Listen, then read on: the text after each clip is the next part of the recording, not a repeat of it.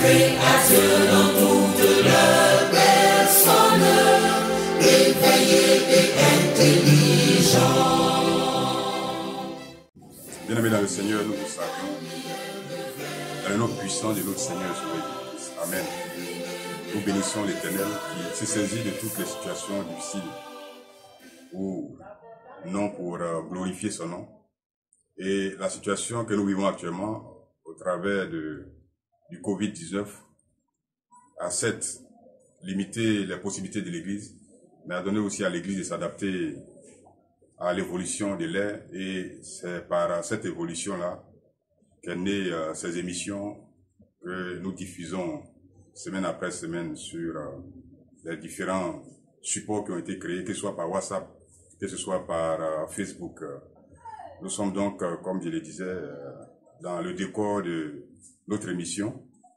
Prions ensemble, dont nous en profitons de cette lucane pour féliciter tous les techniciens qui usent d'ingéniosité et de technicité pour pouvoir vraiment permettre au peuple de Dieu de pouvoir avoir toujours la nourriture spirituelle.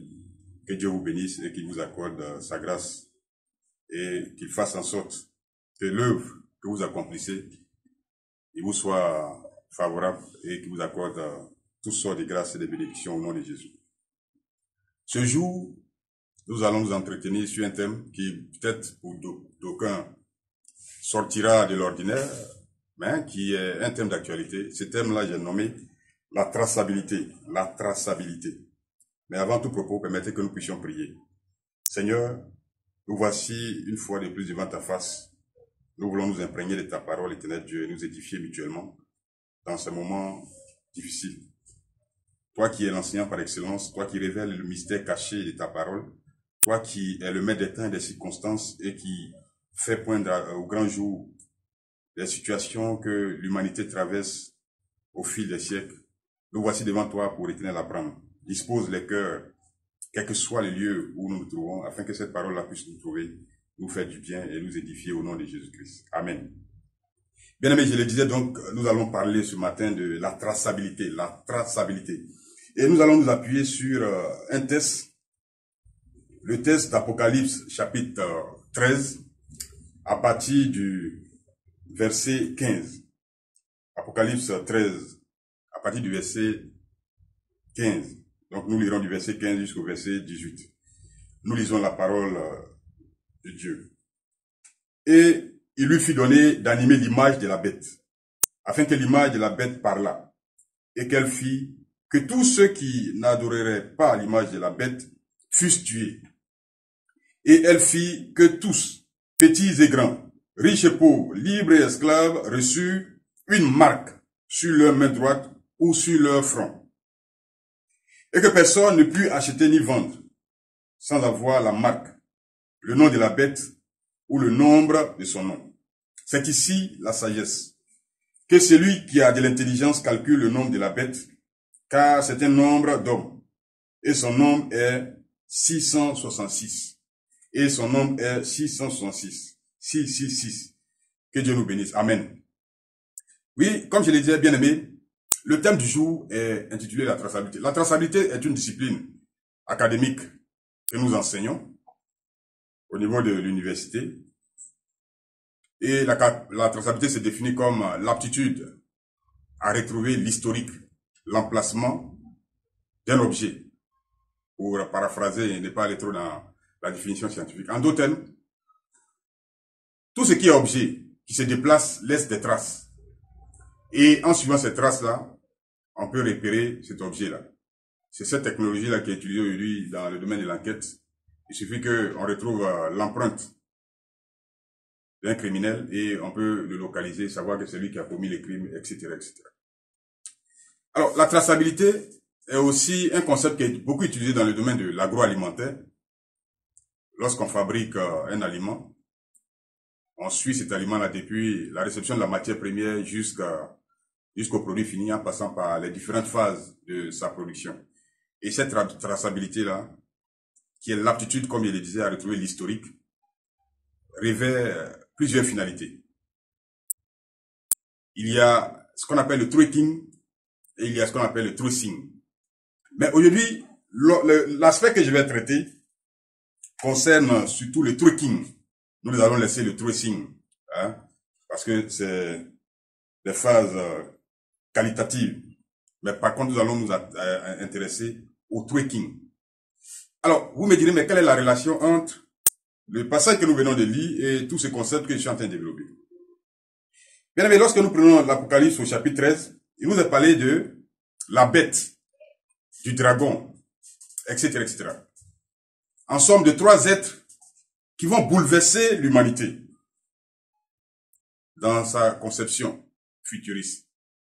Au moment où l'Apocalypse était rédigé, nous étions dans des temps un peu reculés, qui précédait la mort de notre Seigneur Sauveur Jésus-Christ, et dont l'un des apôtres, en l'occurrence l'apôtre Jean, qui, malgré les soubresauts de l'empereur d'alors, Néron, cet empereur n'ayant pas pu exécuter cet apôtre-là, l'a jeté sur l'île de Patmos. Et ce dernier-là a donc, au travers des choses du Seigneur, reçu cette révélation qu'il a transmise. Bien avant, lorsque nous étions dans la phase ascendante de notre vie spirituelle, et que nous lisions ces passages, on ne comprenait pas trop bien les mystères cachés de ces paroles. Mais au fur et à mesure que le Seigneur nous ouvre les yeux, nous donne la science, au fur et à mesure qu'il nous permet de vivre des circonstances et de voir l'évolution du monde, les choses se clarifient plus ou moins. Ici, il est dit, je me focalise sur la marque. Alors, en matière de traçabilité, tout part de l'identifiant. Tant qu'un objet n'est pas identifié, on ne peut pas suivre l'évolution de cet objet-là.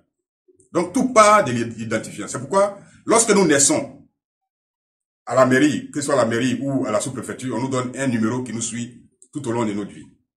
Lorsque nous fréquentons, lorsque nous arrivons dans l'établissement où nous allons fréquenter, l'établissement nous donne un identifiant, un numéro qui est sur notre carte d'étudiant ou notre carte scolaire et qui va nous suivre tout au long de notre cursus dans cet établissement. C'est pour vous dire que tant que l'objet n'est pas identifié, tant que l'objet n'est pas marqué, on ne peut pas suivre les traces de cet objet-là. La traçabilité n'est rien d'autre que ce dont parle l'Apocalypse au chapitre 13, en tout cas dans sa phase de tracking, c'est-à-dire la capacité à retrouver l'objet dans le temps. Mais ici, ce n'est pas des objets, mais c'est des hommes. Ce sont les hommes qui seront tracés. Et pour que ces hommes soient tracés, il faut une marque. Bien aimé, je vous dis que le diable est en train de travailler à l'instauration de cette marque-là. Aujourd'hui, nous avons, je n'ai pas dit que c'est mauvais, nous sommes sur les réseaux sociaux, que ce soit Facebook, que ce soit Twitter, que ce soit Instagram, etc., etc. Internet même, nous avons une adresse et un mot de passe. Ce mot de passe, tant que vous ne l'avez pas révélé à quelqu'un, il ne peut pas savoir votre identité. Sauf les administrateurs de ces réseaux qui les gèrent et qui peuvent manipuler à leur souhait ces traces. Aujourd'hui, lorsque vous partez à la banque et que vous ouvrez un compte, vous avez un numéro de compte. Vous pouvez prendre une carte magnétique. Si vous ne voulez pas faire des opérations au guichet, vous pouvez prendre une carte magnétique. Et de plus en plus, la technologie évolue de sorte que même, étant chez vous à la maison, vous pouvez faire toutes vos transactions. Allez retirer l'argent au guichet, sans même passer par la banque. Vous pouvez faire des virements, etc. Mais, tout cela, vous pouvez le faire que si vous avez un seul identifiant. Ce n'est pas mauvais. L'on dira que c'est la technologie. Mais là où le bas blesse se situe, c'est que le diable va s'accaparer cette technologie-là au fin d'accomplir ce que l'Apocalypse au chapitre 13 nous décrit. À savoir, celui qui n'a pas la marque, ne peut ni acheter ni vendre. Mon objectif n'est pas de vous alarmer, mon objectif n'est pas de vous faire peur, mais mon objectif, c'est de vous instruire au travers à la lumière de la parole de Dieu. C'est de vous donner la vérité pour que chacun de nous puisse se préparer. Chacun de nous puisse, au travers de sa vie, savoir à quoi est-ce que il doit s'en tenir. Alors, les banquiers, ou du moins les spécialistes du monde de la finance, se sont donné 30 ans. 30 ans qui, je crois que nous sommes en train d'épuiser 10 ans déjà dans les 30 ans, où la manipulation de l'argent physique, va disparaître pour laisser place à des échanges ou à des transactions sur la base de numéros. Et aujourd'hui, vous êtes en train de voir de plus en plus des transactions comme les monnaies, hein, pour ne pas faire la publicité d'une société, telle société monnaie, etc. Hein, ces transactions sont en train de monter en puissance. À partir de votre portable, vous pouvez déposer de l'argent et cet argent-là, vous pouvez faire des transactions dans les supermarchés, etc., etc. Vous n'avez pas donc besoin d'avoir 100 000 francs, 200 000 francs, 1 million dans la poche pour vous promener dans Abidjan avec les risques que tous les risques que cela peut comporter. Donc, comme je l'ai dit, le monde des finances s'est donné 30 ans pour bannir tout ce qui est manipulation d'argent physique. Ce qui veut dire quoi? Que chaque personne qui dispose de l'argent va déposer cet argent-là sur un compte moyennant un numéro. Et ce numéro-là va te permettre de faire toutes tes transactions. Ce numéro-là te permettra de voyager dans le monde entier. Partout où tu passes, tu peux prendre de l'argent comme tu le souhaites. Ce qui n'est pas mauvais.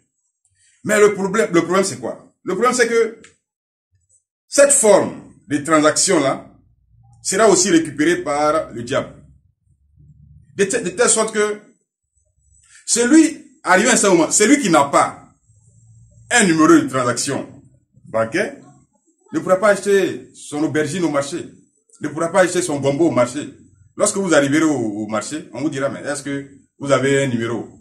Parce qu'il y a un petit appareil que la dame qui hier était illettrée, aujourd'hui, est dans la technologie, va vous dire, passez simplement votre portable et mon argent sera déduit. Or, si tu n'as pas cet identifiant, du coup tu es calé. Ce n'est pas aussi mauvais. Là où le problème se situe, c'est qu'à la longue, l'ennemi va récupérer toute cette technologie-là. Et d'ailleurs, je vais vous faire remarquer qu'aujourd'hui, il y a débat.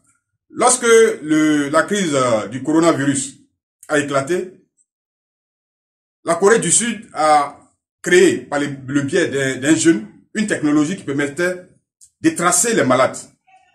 De telle sorte que, quand un homme est contaminé, on peut savoir quelles sont les différentes personnes qu'il a contactées dans son évolution, de telle sorte que on puisse tracer ces personnes-là et